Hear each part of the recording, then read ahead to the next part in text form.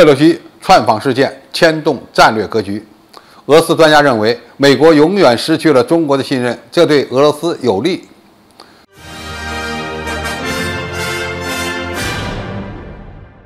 观众朋友、网友朋友，大家好，我是付天少。佩洛西的窜访事件已经引发了一场台海军事危机，而美国呢正在四处解释降温。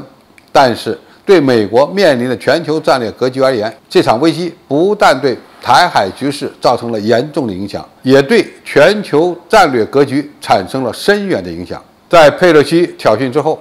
俄罗斯的态度非常引人注目。俄罗斯总统办公室发言人、俄罗斯外交部长、俄罗斯前总理梅德韦杰夫等纷纷表态，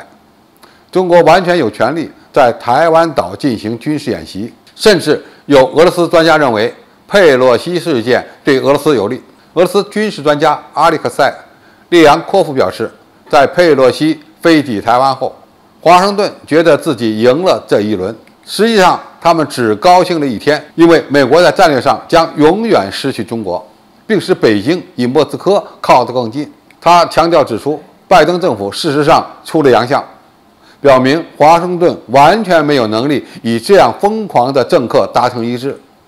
台湾对于中国而言是最为敏感的话题，中国希望和平解决问题，而美国却刺激北京采取军事行动，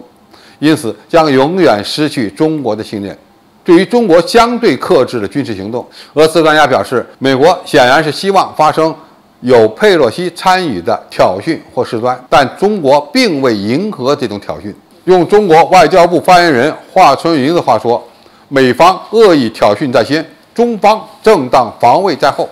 所以，当美国在国际上想通过打一场舆论战来说服中国为危机事件降温时，中国完全可以理直气壮地告诉西方，这是佩洛西挑衅的结果。中国还明确地指出，解放军采取的一切行动都符合联合国宪章，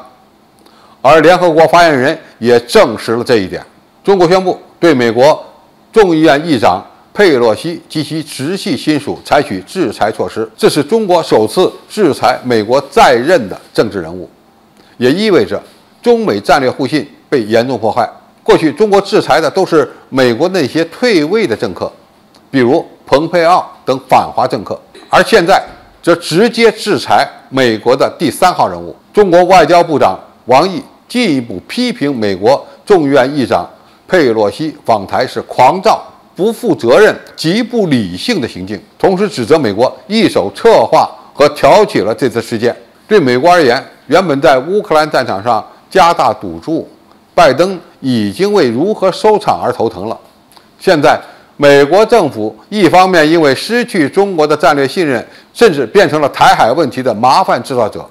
另一方面，美国又担心中国继续在台湾问题上加码，而美方没有军事手段来应对。更严重的是，美国还担心中国与俄罗斯走得更近。俄罗斯专家认为，佩洛西事件对俄方有利，说的也是实话。